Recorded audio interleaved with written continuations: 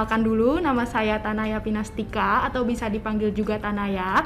Saya di sini merupakan perwakilan dari unit kerja Asisten Deputi Perencanaan dan Pengadaan SDM Aparatur.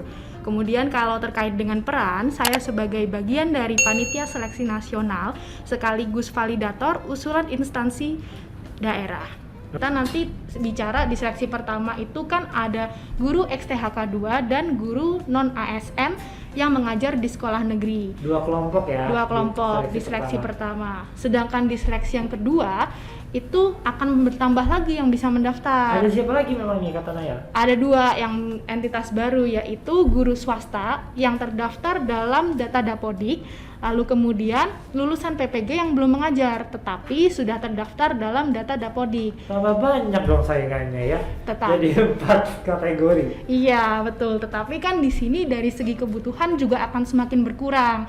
Kita ambil contoh nih di Provinsi DKI itu akan membuka sekitar 13.000 maksud saya 13.000 kebutuhan. Dari seleksi pertama tentunya sudah akan ada yang lolos dong, dan kita harus memilih jabatan yang belum ada peserta yang lolos di seleksi kedua itu. Kita ambil contoh dari 13.000 itu sudah lolos sekitar mungkin separuhnya nih. Jadi nanti misalnya sudah lolosnya 6.000, berarti masih ada sekitar 7.000 kebutuhan yang bisa dilamar oleh peserta, begitu. Itu tadi kita berbicara terkait dengan tata cara melamarnya. Dari segi kompetensinya masih sama, bahkan di sini Mas Dika bisa nih nanti dalam seleksi yang kedua, Mas Dika itu kalau misalnya ingin menggunakan tabungan nilai nih dari seleksi yang pertama, kita ambil contoh ternyata nilai Mas Dika itu lebih tinggi pada saat seleksi pertama dibanding seleksi kedua, maka Mas Dika bisa memilih nilai mana yang akan digunakan dalam pemeringkatan di seleksi kedua. Tetapi ada syaratnya, jadi Mas Dika harus memiliki kompetensi dengan jabatan yang dan unit satuan pendidikan yang dilamar itu sama. Jadi misalnya di seleksi pertama itu Mas Dika mendaftar pada jabatan guru bahasa Indonesia di SMA A, lalu kemudian di seleksi yang kedua maka Mas Dika juga harus mendaftar di jabatan guru bahasa Indonesia di sekolah lain tetapi masih dalam unit yang sama, satuan pendidikannya maksud saya. Jadi sama-sama SMA dan gitu. Sama-sama dengan mata pelajaran yang sama. Betul, sesuai dengan kualifikasi dan kompetensi sertifikasi pendidikan yang dimiliki Mas Dika. Dan bagi yang tidak lolos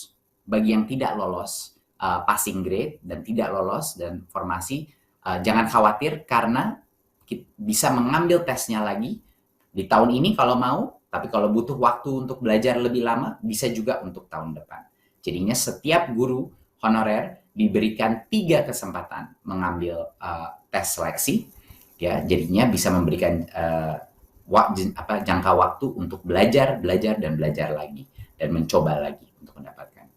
Nah, bagi guru-guru honorer yang lolos passing grade tapi tidak mendapatkan formasi, dalam ronde kedua dan ronde ketiga akan ada optimalisasi formasi di mana kita akan membantu dan mendukung guru-guru tersebut menemukan posisi dan lowongan formasi. Jadi jangan khawatir, ada beberapa guru cukup besar angkanya yang lolos passing grade tapi saat ini belum bisa dapat formasinya. Jadi itu yang akan kami pandu dan dukung untuk memastikan bahwa mereka mendapatkan kesempatan terbaik untuk mendapatkan formasi yang ada, ya, seperti yang saya bilang tadi, masih ada ronde kedua, ronde ketiga. Bagi yang sudah lolos passing grade, bagi guru-guru honorer yang sudah lolos passing grade, mereka punya opsi. Mereka bisa mengikuti registrasi ronde kedua dan ronde ketiga tanpa mengambil tesnya ulang. Tetapi kalau mereka ingin mencoba mendapatkan angka yang lebih tinggi, itu juga diperbolehkan. Mereka boleh mengambil tesnya lagi untuk punya kesempatan mendapatkan angka yang lebih tinggi lagi sehingga ranking mereka di dalam seleksi formasi menjadi lebih tinggi. Jadi itu adalah opsi bagi yang lolos passing grade. Tapi kalau dia sudah percaya diri dengan angka sebelumnya dan ingin ikut registrasi ronde kedua, dia tidak perlu mengambil tes seleksi lagi. Ya, itu adalah keputusan dari masing-masing guru honorer.